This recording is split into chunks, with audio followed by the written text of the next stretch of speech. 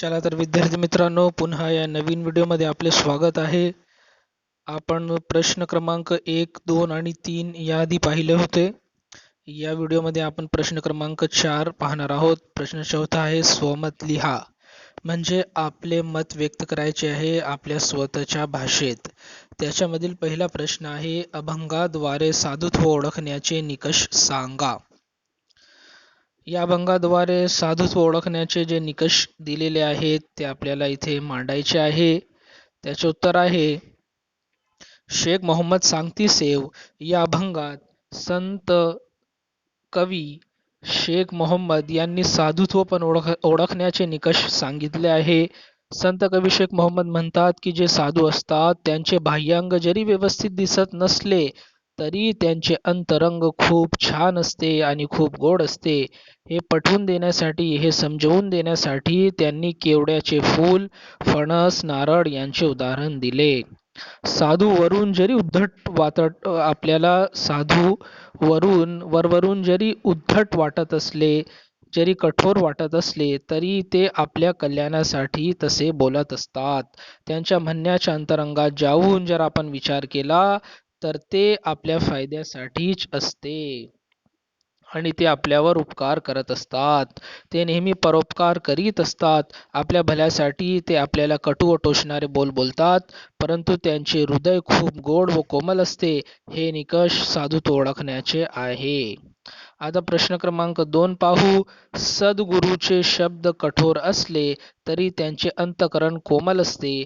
या ओळीचा अर्थ स्पष्ट करा. बघा, ही ओळ या अभंगात आलेली आहे की सद्गुरूचे शब्द कठोर असले तरी त्यांचे अंतःकरण कोमल असते. याचे आपल्याला स्पष्टीकरण करायचे आहे. उत्तर पाहू. सद्गुरू आपल्या शिष्याशी बोलताना कठोर शब्दाचा वापर करतात. जे गुरु असतात ते आपल्या शिष्याशी, आपल्या विद्यार्थ्याशी बोलताना कठोर शब्द वापरतात. त्यांच्या कठोर शब्दाने शिष्य नाराजही होत असतात. पण गुरुने कठोर शब्दाने सांगितलेले काम शिष्य करत असतो, त्याचे पालन शिष्य करत असतो. कठोर शब्दाचा वापर यामागे सद्गुरूची भावना खूप चांगली असते आणि फायद्याची, भलाईची त्यांची भावना असते. त्यांचे अंतःकरण कोमल असते. यामागे एकच उद्देश असतो की आपल्या शिष्यामध्ये सहनशक्ती वाढावी आणि कठीण प्रसंगी न डगमगता योग्य तो निर्णय त्याला घेता यावे. क्षुल्लक गोष्टीने निराश न होता त्याने आपले सत्कार्य पुढे चालू ठेवावे. उदात्त हेतू कठोर शब्दामागे असतो. हा उदार हेतू, हा मोठा हेतू त्यांच्या कठोर शब्दांमागे असतो. म्हणून सद्गुरूचे शब्द कठीण असले तरी त्यांचे अंतःकरण कोमल असते.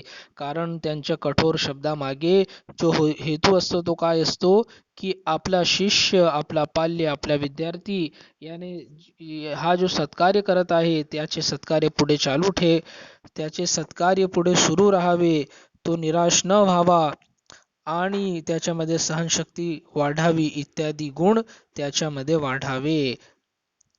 चला विद्यार्थी मित्रांनो, या व्हिडिओचा आपण शेवट इथं करत आहोत. पुढच्या व्हिडिओमध्ये आपण आणखीन काही नवीन पाहू.